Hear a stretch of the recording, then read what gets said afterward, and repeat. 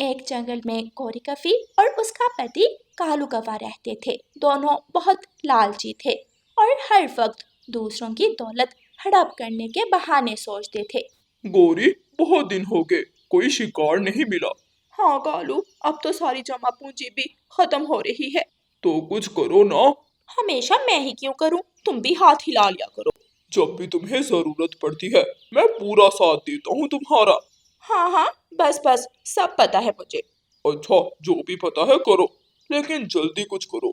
दूसरी तरफ रानो चिड़िया और मानो चिड़ा रहते थे, जो मेहनती, समझदार और इंसाफ पसंद थे। बारिश का मौसम शुरू होने वाला है, हमें मजीद मेहनत करनी पड़ेगी।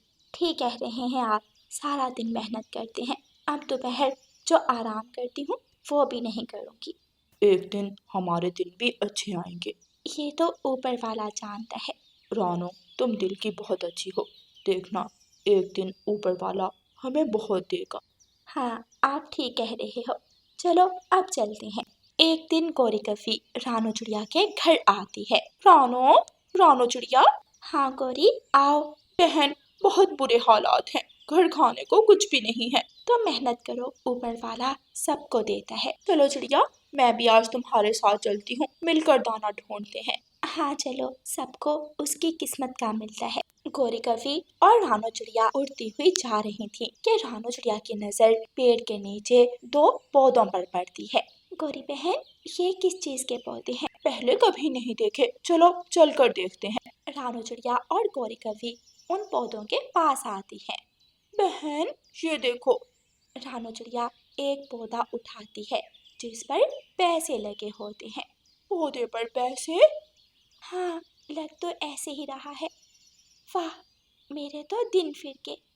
गौरी कवि रानो चिड़िया के हाथ से पौधा छीन लेती है। इधर दो, ये मेरा है। लेकिन इसे मैंने उठाया है। तुम दूसरा ले लो, ये तो मैं लूंगी। रानो चिड़िया दूसरा पौधा देखती है तो वो बिल्कुल आम पौधा था। रानो चिड़िया वो पौधा उठा लेती है। मैं अमीर हो गई। रानो, तुम ये आम पौधा ले लो।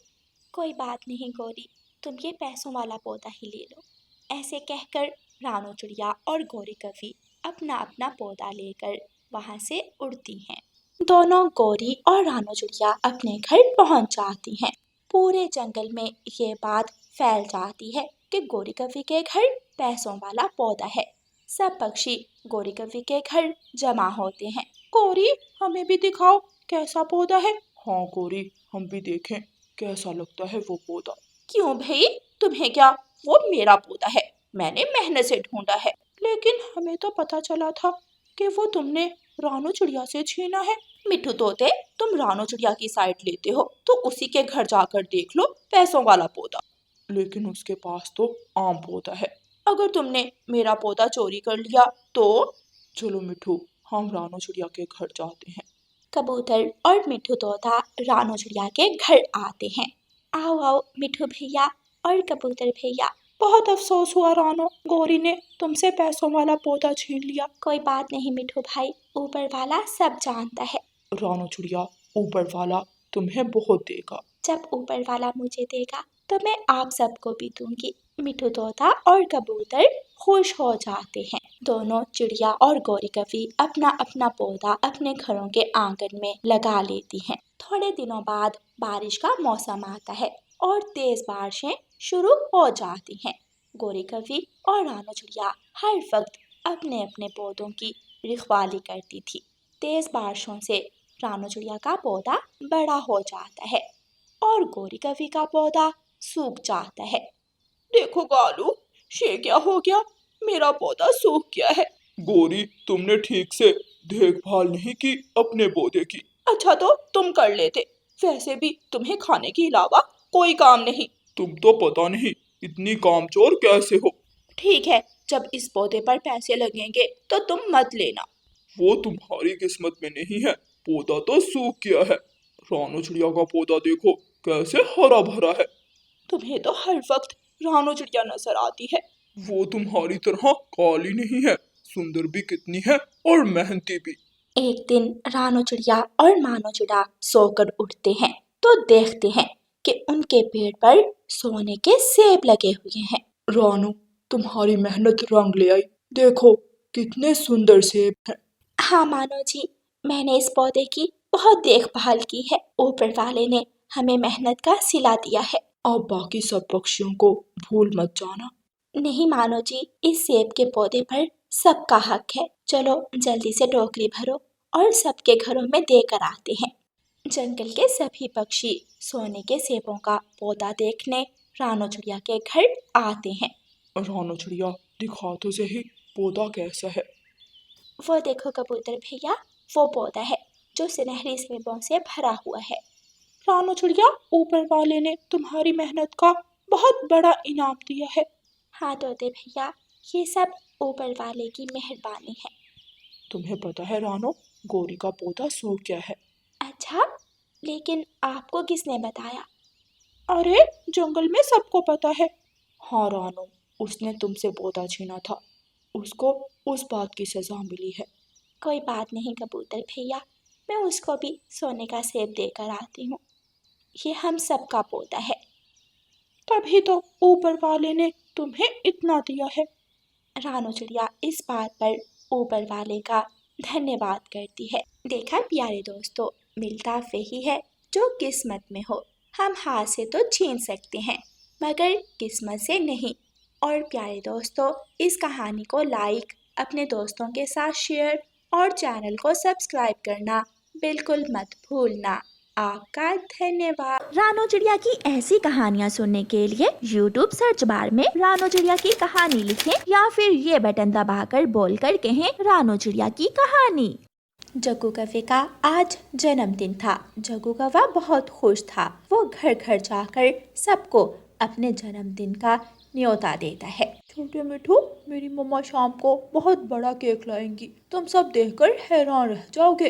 अच्छा, और क्या क्या होगा शाम की पार्टी में? बहुत कुछ होगा। मेरे पापा ने एक जोकर को भी बुलाया है जो सबको करतब करके दिखाएगा। वाह, फिर तो बहुत मजा आने वाला है। अच्छा चलता हूँ, मैं कुकू को भी न्योता दे आऊँ। जग्गू वहाँ से उड़ता है और रानो चिड़िया के घर की तरफ जाता है। कुकू घर के बाहर एक डाल पर बैठा हुआ था। कुकू, आज शाम तुम भी मेरी पार्टी में जरूर आना, आज मेरा जन्मदिन है। जन्मदिन? फिर तो मजेदार केक भी खाने को मिलेगा। हाँ हाँ, तुम जल्दी आ जाना। हाँ हाँ दोस्त, मैं आ जाऊंगा। जग्गू कौवा वहाँ से चला जाता है। कुकू दौड़ते हुए अपने घर जाता है। मम्मा मम्मा, आज जग्गू का जन्मदिन है, हम सब जग्गू के जन्मदिन पर जाएंगे। शाम हो जाती है। सब पक्षी गौरी कौवी के घर में जमा होते हैं। वो सब केक खाते हैं। जोकर अपने करतब दिखाता है। वो शाम वो सब खूब एंजॉय करते हैं। रात हो जाती है।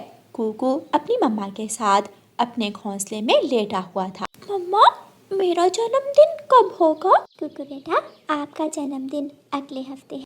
मम्मा, क्या आप मेरे जन्मदिन पर भी बड़ा केक लाएंगी? हाँ कुकू बेटा, मैं आपके लिए भी बड़ा केक ज़रूर लाऊंगी। वो दोनों यूं ही बातें करते करते सो जाते हैं। अगले दिन रानो चिड़िया जंगल जाती है और कुछ लकड़ियाँ काटने लगती है। लकड़ियाँ तो काट ली, बस अब मुझे पैसे मिल जाएं। मैं अपने बेटे के जन्मदिन पर बहुत बड़ा केक लाऊंगी और वो खुश हो जाएगा। रानो चिड़िया वो लकड़ियाँ लेकर लोहार की दुकान पर जाती है। चाचा लोहार, ये लकड़ियाँ रख लें और मुझे पैसे दें। लोहार वो लकड़ियाँ रख लेता है। चिड़िया रानी, पैसे अगले हफ्ते आकर ले जाना। अगले हफ्ते? मगर वो क्यों? मेरे पास पैसे खत्म हो गए हैं। अगले हफ्ते व्यापारी आएगा, वो पैसे देकर जाएगा, फिर वो मैं तुम्हें दे दूंगा। क्या आप मुझे थोड़े पैसे उधार भी नहीं दे सकते? मेरे बेटे का जन्मदिन है। नहीं चिड़िया, मेरे पास पैसे नहीं हैं, अगर होते तो मैं ज़रूर दे देता। रानो चिड़िया मायूस होकर वहाँ से उड़ती है और गौरी कौवी के घर जाती है। रानो चिड़िया गौरी कौवी के दरवाजे पर दस्तक देती है। हाँ रानो चिड़िया, क्या बात है? गौरी बहन, क्या मैं अंदर आकर बात कर सकती हूँ? हाँ, आ जाओ। रानो चिड़िया गौरी कौवी के घर चली जाती है। गौरी बहन, मेरे बेटे का कल जन्मदिन है, मैं उसे सरप्राइज देना चाहती हूँ। क्या आप मुझे कुछ पैसे उधार देंगी? मैं अगले हफ्ते लौटा दूंगी। अच्छा, तो ये बात थी जो तुम अंदर आकर करना चाह रही थी, मगर मेरे पास इतने फजूल पैसे नहीं हैं जो मैं सब पक्षियों को बांटती रहूं। चलो जाओ यहाँ से, कबूतरी से ले आओ, बड़ी दोस्त है ना वो तुम्हारी। रानू चिड़िया शर्मिंदा होकर वहाँ से चली जाती है। मैं क्या करूँ? मैंने कुकू से वादा किया है, अगर मैं अपने बेटे के लिए केक ना ले जा पाई तो मेरा बेटा उदास हो जाएगा। रानू चिड़िया कबूतरी के घर जाती है और दरवाजे पर दस्तक देती है। रानू चिड़िया, तुम आओ आओ, अंदर आ जाओ। कैसी हैं आप? मैं ठीक, तुम सुनाओ, कहाँ मसरूफ़ रहती हो आजकल? बस सारा दिन कामों में ही उलझी रहती हूँ। मैं आपके पास एक काम से आई थी। क्या काम? मुझे कुछ पैसों की ज़रूरत है, मैं अगले हफ्ते लौटा दूंगी। क्या? रानो, मैं तुम्हारी मदद ज़रूर करती, मगर 2 दिन से कबूतर जी का काम भी बिल्कुल बंद पड़ा है। मेरे पास तो पैसे बिल्कुल भी नहीं हैं। रानू चिड़िया वापस अपने घर आ जाती है। यहाँ कौन किसी के काम आता है, और एक गरीब को कर्ज देते हुए तो सब डरते हैं कि ना जाने वो लुटाए या ना लुटाए। कुकू भी खेलने के बाद घर आ जाता है। माँ, मैंने अपने सब दोस्तों को बताया है कि कल मेरा जन्मदिन है और मेरी मम्मा बहुत बड़ा केक लेकर आएंगी मेरे लिए। माँ, आप लाएंगी ना? हाँ कुकू बेटा, मैं लाऊंगी। मैं अपने बेटे के लिए केक ज़रूर लाऊंगी। कुकू खुश हो जाता है। कुकू बेटा, ले आप दाना खा लें। कुकू दाना खाता है और फिर से खेलने के लिए निकल जाता है। अब मैं क्या करूं? कहाँ से लाऊं पैसे? रानू चिड़िया अपने घर से निकलती है और जंगल में इधर उधर उड़ने लगती है। एक जगह बूढ़ी चिड़िया बैठी हुई थी। वो रानू चिड़िया को आवाज़ देती है। रानू चिड़िया वहाँ जाती है। जी माँ जी। रानू बेटी, मैं सुबह से देख रही हूँ, तुम बहुत परेशान लग रही हो, क्या कोई मसला है? रानू चिड़िया सारी बात बूढ़ी चिड़िया माँ को बताती है। रानू बेटी, मैं अब बूढ़ी हो गई हूँ, मैं अब केक तो तुम्हें बना कर नहीं दे सकती, मगर मैं तुम्हें केक बनाने का तरीका बता सकती हूँ। क्या सच में? क्या सच में आपको केक बनाना आता है? हाँ बेटी, मगर केक बनाने का सामान वो सब मेरे घर में पड़ा हुआ है, तुम फिक्र मत करो, कल तुम आना और केक बना कर ले जाना। रानू चिड़िया बहुत खुश होती है और खुशी खुशी अपने घर चली जाती है। अगले दिन रानू चिड़िया और कुकू अपना घर बहुत अच्छे से सजाते हैं और रानू चिड़िया केक बनाने के लिए बूढ़ी चिड़िया माँ के घर चली जाती है। रानू चिड़िया बूढ़ी चिड़िया माँ की रेसिपी से केक बनाती है। शुक्रिया माँ जी, मैं आपका ये एहसान कभी नहीं भूलूंगी। रानू चिड़िया वो केक लेकर अपने घर आ जाती है। शाम हो जाती है, सब पक्षी जमा हो जाते हैं और कुकू की बर्थडे को एंजॉय करते हैं। कुकू आज बहुत खुश था। प्यारे दोस्तों, इस कहानी को लाइक, अपने दोस्तों के साथ शेयर और चैनल को सब्सक्राइब करना बिल्कुल मत भूलना। आपका धन्यवाद।